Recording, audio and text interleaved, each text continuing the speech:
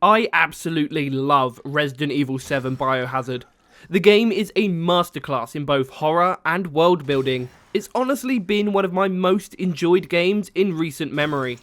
It also happens to have quite a few interesting Easter eggs, which I always approve of. So today, I'll be showcasing hopefully all of the Easter eggs in Resident Evil 7.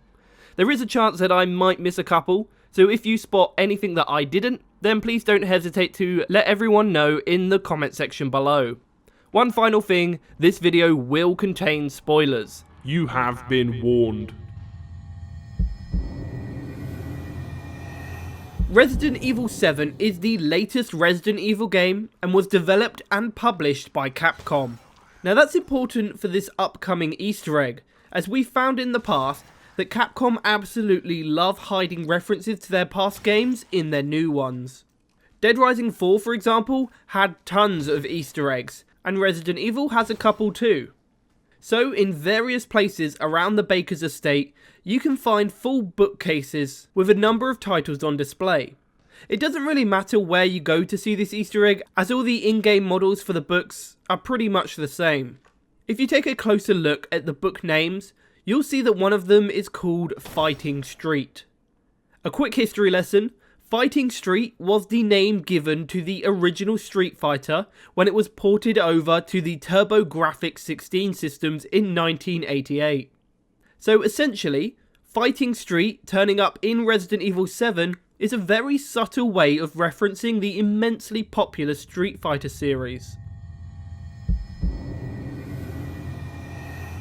Sometimes in a game, you can spot clues and hints about what inspired the developers during development.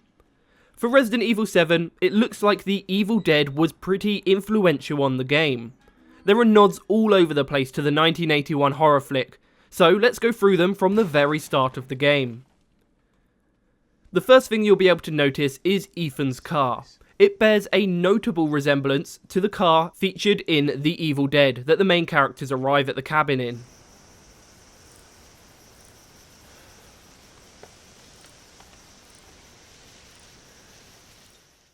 Continuing through the game, you'll eventually come across an abandoned van.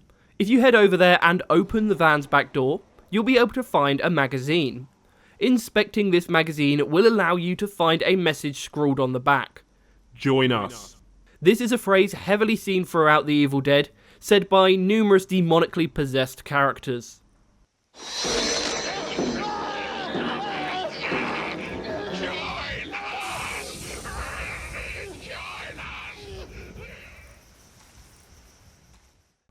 A little later in the game, you'll come across the Sewer Gators VHS tape. As you approach the abandoned house, you'll notice a hanging bench, unnervingly swinging all by itself. This mimics the scene from The Evil Dead in which the characters first arrive at the cabin, swinging bench and all.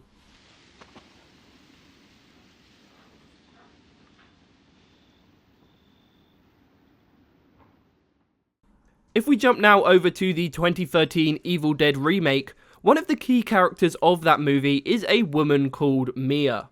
She's the first to get possessed and the character you'd probably recognise from most of the marketing. Well, coincidentally, Resident Evil 7's leading lady is also named Mia, and we all know how that turned out.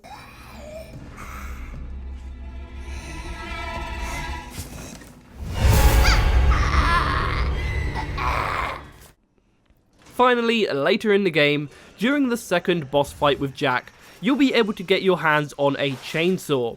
When Jack picks his chainsaw up, he'll say, "Ooh." This is a direct reference to the scene when Ash builds his iconic chainsaw hand in The Evil Dead 2.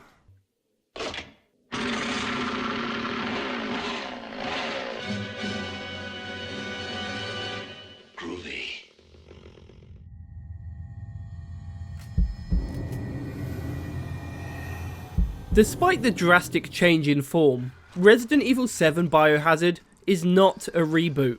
That means that everything that's happened in previous games is all still canon.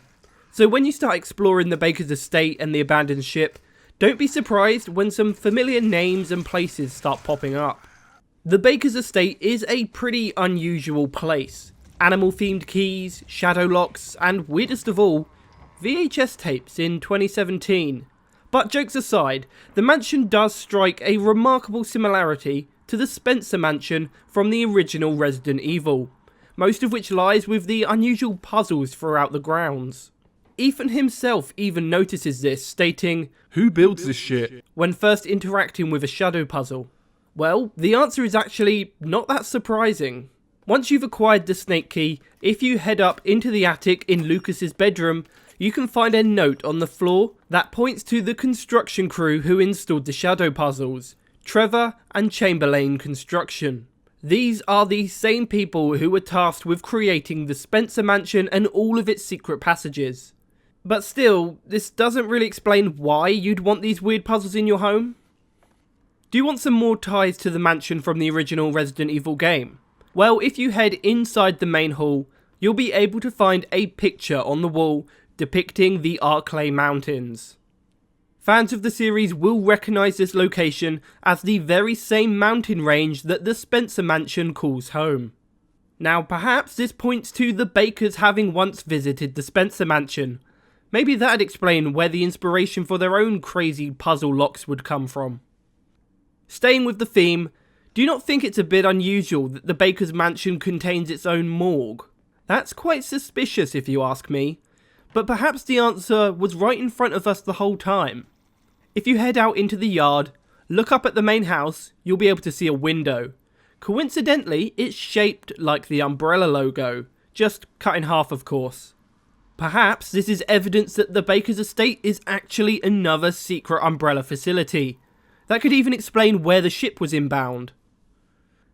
Let's get away from the house for now, and take a look at a couple of references to past characters. One of the first characters you'll be able to spot is Clive O'Brien.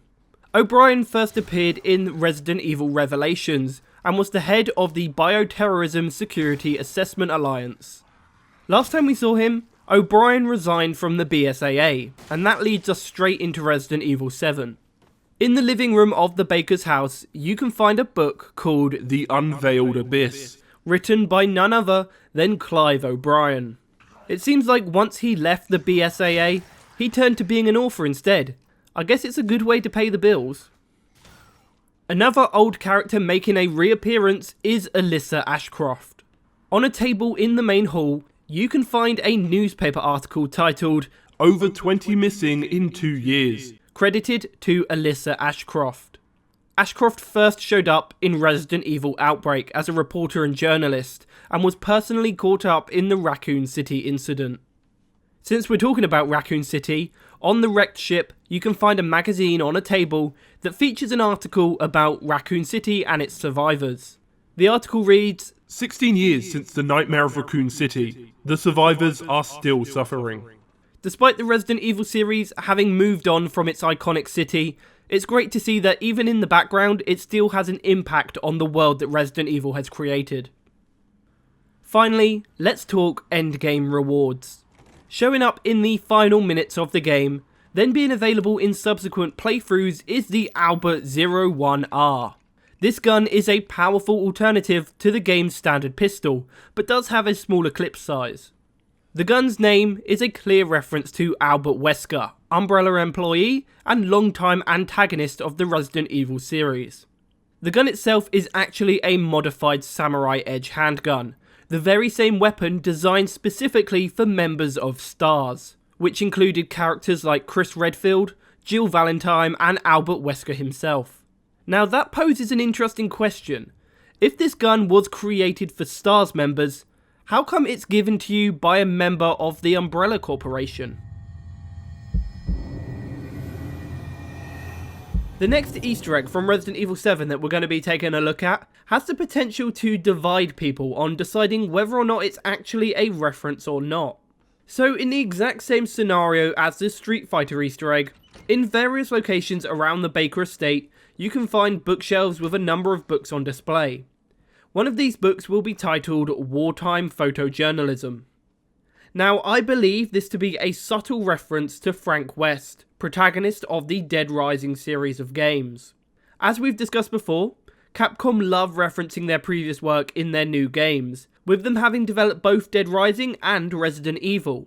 Also, the title of Wartime Photojournalism is likely a reference to Frank's career as a photojournalist and his infamous catchphrase, "I've covered wars, you know."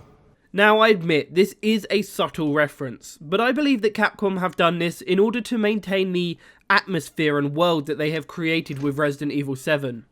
Such a subtle reference would only really be noticeable by true fans of the game, meaning that the vast majority of players just don't notice it and don't have their immersion ruined by obtrusive Easter eggs.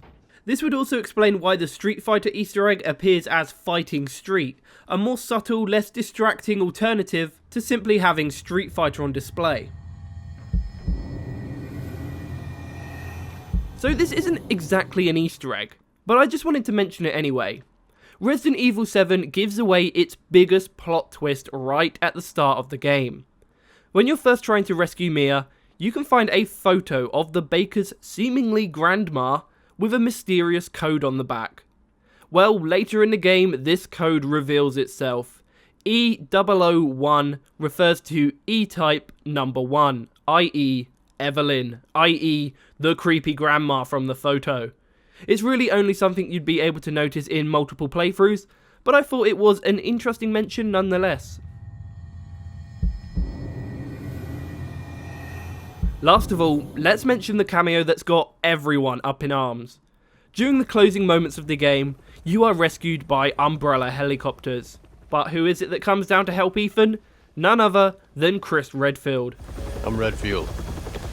Well, he only actually introduces himself as Redfield, so it may not be Chris. It might be Hunk, or someone else. Maybe a clone? Albert Wesker in disguise, maybe? I have no idea, but the credits do name him as Chris Redfield. But to be honest, I know far too little about the Resident Evil series to really weigh in on this. So, there you have it guys, that was my look at all of the Easter eggs in Resident Evil 7 Biohazard. Remember that if there are any Easter eggs that I've missed, just let everyone know in the comment section below. And with that, I'll wrap up. Thank you for watching guys, I really hope you enjoyed this video, and if you did, I'd really appreciate a like, comment and subscribe, as well as follow me on Twitter. I've been TheRoyalGorilla. Over and out. His name is Luke and he's more than your average gamer. No ordinary let's player. Know about Easter eggs much better. Da da da da da da. His name is Luke, aka TheRoyalGorilla. Even bigger than the giant Godzilla. Follow him in every game he goes. Da da da.